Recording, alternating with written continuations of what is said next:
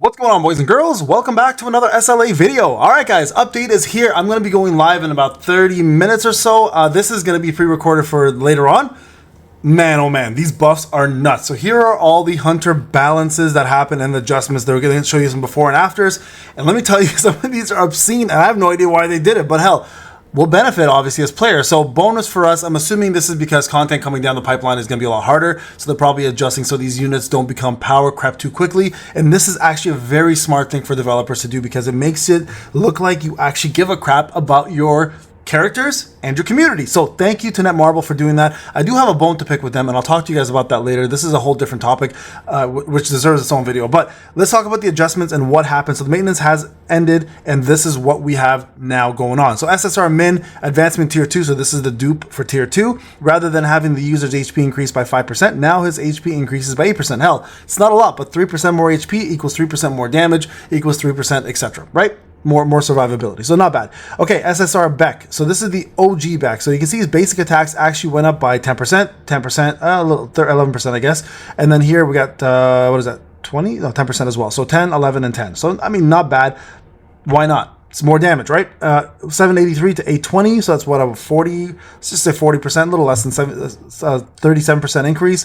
885 to 926. So again, another one there. So all of his skills went up. His core attack went up.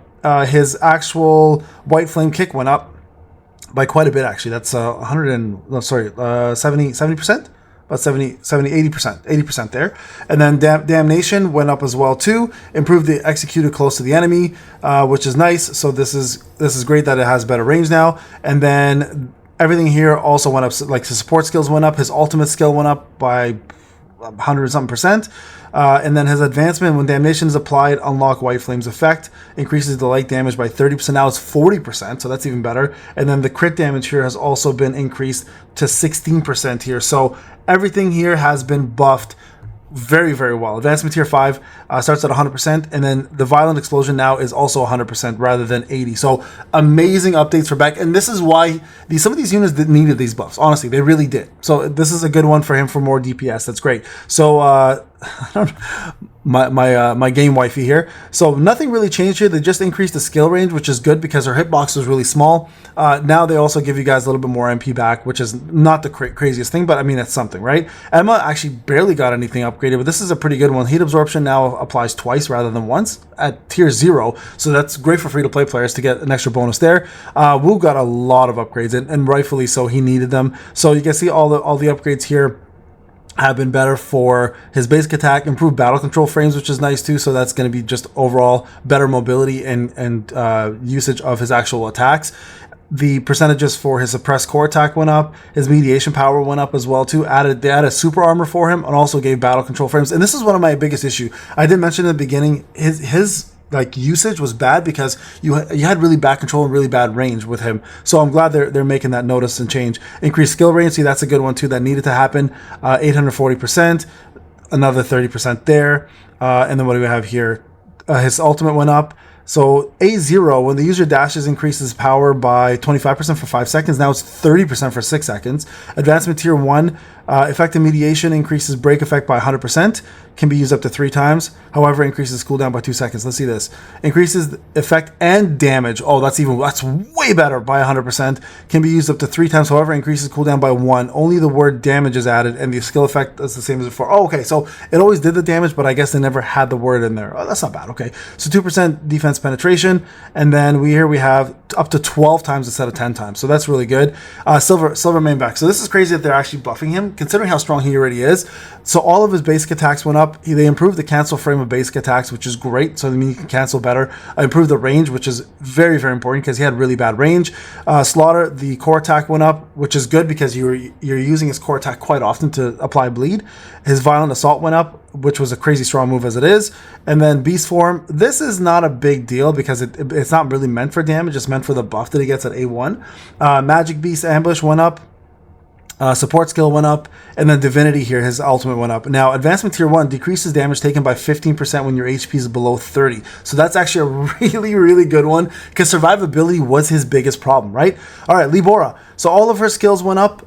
her core attack went up. The biggest thing for her here is to note that her actual foxes now partially get her critical hit rate and critical hit damage, so making her now a viable DPS, where before she was more of a sub DPS support. Now she could actually become a full-on DPS, and her Meg ultimate also got a pretty big boost there as well. Those are the big ones for her, really, at the end of the day, right? So let's take a look here. Now we have Lim. All of Lim's moves went up, which is surprising because he already did insane amounts of damage as it is. So you guys can see here all the percentages are skyrocketing. This one here was Typhoon Fire, was a big one. I'm shocked at how much they actually raised that.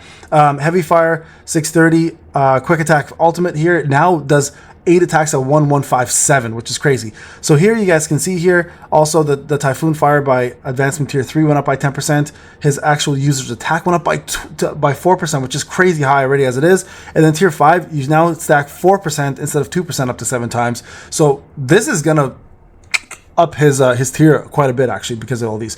This was the biggest surprise. I'm shocked at how much they buffed her. So all of her basic attacks went up, all her core attack went up, her dancer skill went up, her Sword of Light went up, like everything went up here, which just blew my mind that they actually gave her all of these buffs.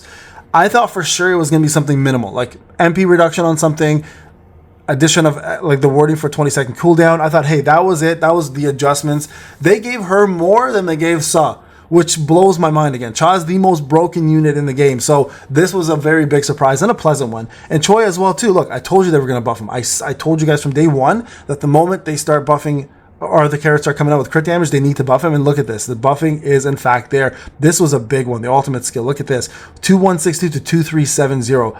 That is nuts, guys. That's a big increase. So that's like a what, 180? 200? Sorry, that's 208. That's pretty insane. Sorry if my math is off. I'm just kind of spitballing it here. Now these are all, Dongsu also got all of his buffs done. They added super armor for his tier 1. They increased his defense to 8%. These are all the big ones, right? The merciless went up by 40%. The impulsive was 80%. And all of his other, look at this, 4,000% on his ultimate. So like, it's great to see there. And the fact that they increased some of his skill range is also a big deal. So massive upgrades for him. And this is going to, of course, keep him at S tier or SS tier, top tier as well, too, knowing how good he is there. And then these are just the SRs. Some of these SRs definitely needed it. Biggest notable one here is Song, because he's actually used for killing ads, so that's not a bad one.